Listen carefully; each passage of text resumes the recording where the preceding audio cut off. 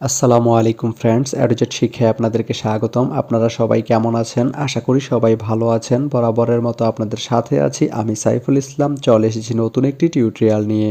So আজকের টিউটোরিয়ালটি কোন বিষয়ের উপর হতে চলেছে সেটা নিশ্চয়ই আপনারা টাইটেল এবং থাম্বনেল দেখে অলরেডি বুঝে গেছেন। তো আমি কথা বাড়াবো না, চলে যাব মেইন টিউটোরিয়ালে।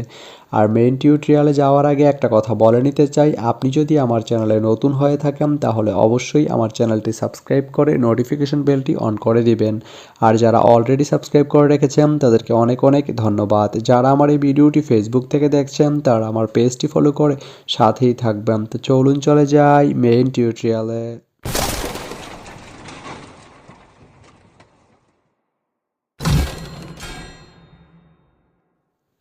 তো বন্ধুরা, আজকে আমরা জানবো আপনি রুহিয়া থেকে জয়পুরহাট যেতে কোন কোন ট্রেন রয়েছে, সেই ট্রেনগুলো ছাড়ার নতুন সময়সূচি, বন্ধের দিন এবং গিয়ে পৌঁছতে কতক্ষণ সময় লাগবে বিস্তারিত।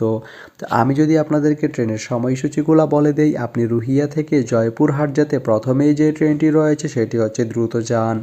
দ্রুতযান ট্রেনটি রুহিয়া থেকে ছাড়বে সকাল 7টা 47 মিনিটে এবং এটি জয়পুরহাট গিয়ে পৌঁছবে সকাল 11টা 54 মিনিটে। এই ট্রেনটির কোনো অফ ডে নেই। এরপরে রয়েছে বাংলাবান্ধা ট্রেনটি রুহিয়া থেকে ছাড়বে সকাল 9টা 30 মিনিটে এবং এটি জয়পুরহাট গিয়ে পৌঁছবে দুপুর 1টা 40 মিনিটে। শনিবারের দিন এই ট্রেনটি বন্ধ থাকে।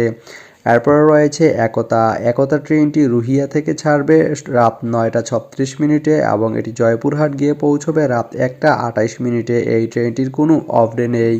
তো আপনি রুহিয়া থেকে জয়পুরহাট যেতে এই তিনটি ট্রেনের যে কোনো একটি ট্রেন ব্যবহার করতে পারেন। তো ভিডিওটি কেমন লাগলো অবশ্যই কমেন্ট করে জানাবেন। আর ভিডিওটি যদি ভালো লেগে থাকে বা আপনার কোনো উপকার এসে থাকে তাহলে ভিডিওতে একটা লাইক করে দিবেন, কারণ আপনার একটা লাইক আমাকে অনেক ইন্সপায়ার করে নতুন নতুন আরও ভিডিও বানাতে। তো ধন্যবাদ সবাইকে ভিডিওটি এতক্ষণ ধৈর্য ধরে দেখার জন্য। ভালো থাকবেন, সুস্থ থাকবেন, অ্যাডুজেট শিক্ষার সঙ্গেই থাকবেন।